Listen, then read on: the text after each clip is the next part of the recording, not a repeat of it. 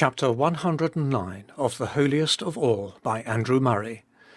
Chapter 109, Faith and its Power of Achievement. Hebrews chapter 11, verses 32 to 35. And what shall I more say? For the time will fail me if I tell of Gedeon, Barak, Samson, Jephthae, of David and Samuel and the prophets, who through faith subdued kingdoms, wrought righteousness, obtained promises, stopped the mouths of lions, quenched the power of fire, escaped the edge of the sword, from weakness were made strong, waxed mighty in war, turned to flight armies of aliens. Women received their dead by a resurrection. The entrance into Canaan and the fall of Jericho, the first period of Israel's history, closes. It would take too much time for the writer to proceed as he had done. He now mentions a few of the most prominent names from among the judges, the kings, and the prophets, and then passes on to a general view of the very wonderful proofs that faith had given of what it could do or suffer. His desire is to take the veil from the heart of the Hebrews and show them what so many who know Scripture history will never see, that under and behind and within all the outward events recorded, there lives as the vital principle faith in God.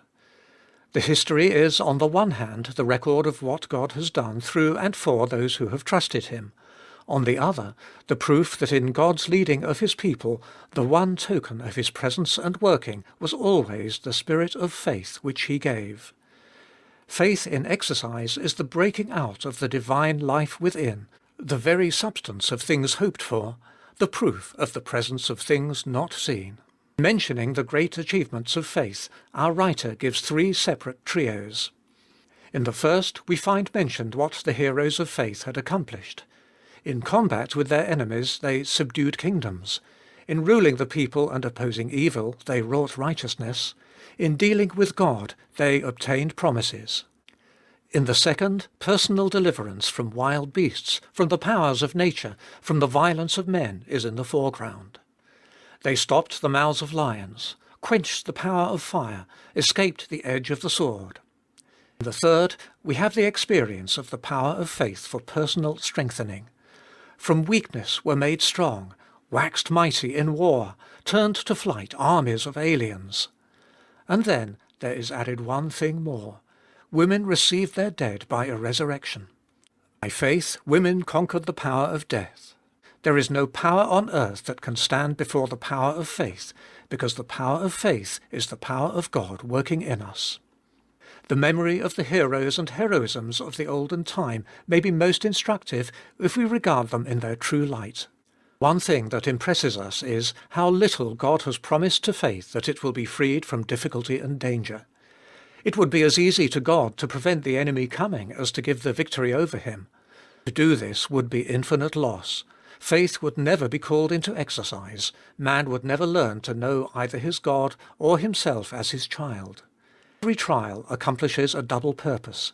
It gives us the opportunity of honouring God by the trust with which we wait on him, and it gives God the opportunity of showing how faithful he is in watching over his child, and how truly he is working for him and in him. It is in trial that all the heart of the child is drawn out towards the Father, in dependence and humility and trust. It is in trial that God can reveal in the opened heart of his child all the tenderness and all the saving power of his love.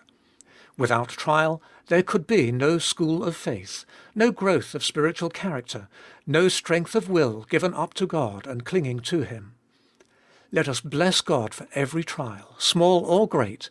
It gives us a grand opportunity for putting the crown upon the head of God and of being made fit that he crown us too.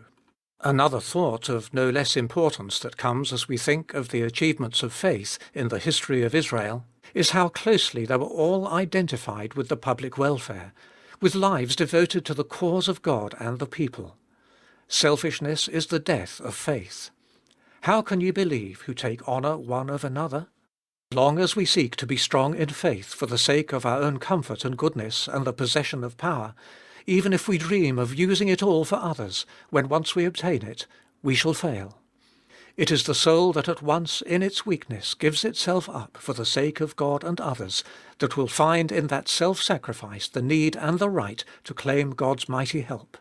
Gedeon and Barak, David and Samuel, they were all men whose names and whose faith would never have been known, but that they lived for their nation and God's cause in it, that they were God's chosen instruments for doing his redeeming work in his people. The sphere of God's special revelation is now no longer Israel, but the world. What a work there is to be done in it! Among Christians and heathen, in church and mission and school, in temperance and purity work, in the great fight against iniquity and worldliness in every shape, in larger and smaller circles.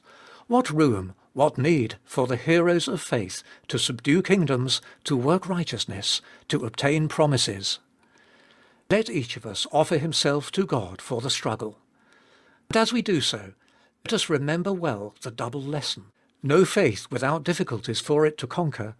No difficulty but faith can surely conquer. In this connection, let us cease seeking faith in our own interest. Let us lose ourselves in the work for God and souls. We shall lose ourselves to find ourselves back in God and his love. Therefore, brethren, having boldness to enter into the holiest, let us draw near in fullness of faith.